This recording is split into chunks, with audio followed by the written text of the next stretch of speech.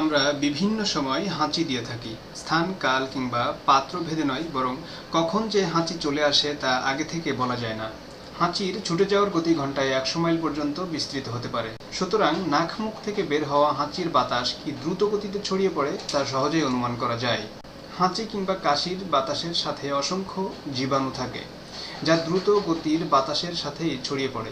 আশেপাশে থাকা মানুষের নাক কিংবা মুখ দিয়েই তা প্রবেশ করে, আবার তাদের শরীরে বাসা বাঁধে।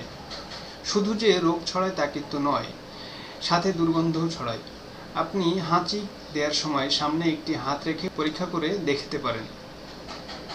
আপনি খুব স্মার্ট ব্যক্তি, কিন্তু হাঁচি দেওয়ার সময় হাত, রুমাল, টিস্যু কিংবা কিছু দিয়ে নাক মুখ ঢেকে নিলেন না। ফলে আপনার পাশে বা সামনে থাকা কলিগ, আপনজন কিংবা অন্য কোনো মানুষের মুখে সরাসরি সেটা লেগে গেল এবং সে ঠিকই দুর্গন্ধটা টের পেল আর ভেতরে খুব অস্বস্তি বোধ করলো। এখন বলুন, স্মার্টনেস কোথায় যাবে? এটা খুবই কমন ঘটনা। একটু খেয়াল করলে আজকেই আপনি এই অভিজ্ঞতা নিতে পারবেন।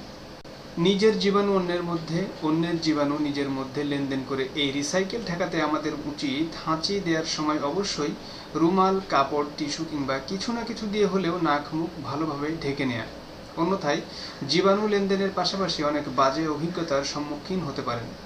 হয়তো ক্লায়েন্ট বিরক্ত হয়ে আপনাকে কাজ দিলেন না, বস আপনার উপর নাখোশ হলেন, ছেলে কিংবা মেয়ে বন্ধু কোনো জটিল সিদ্ধান্ত নিয়ে ফেললেন, এমন আরও অনেক কিছুই হতে পারে। তাই নাক মুখ ঢেকে হাঁচি কাশি দেয়া আমাদের সাধারণ ম্যানারে যোগ করা উচিত।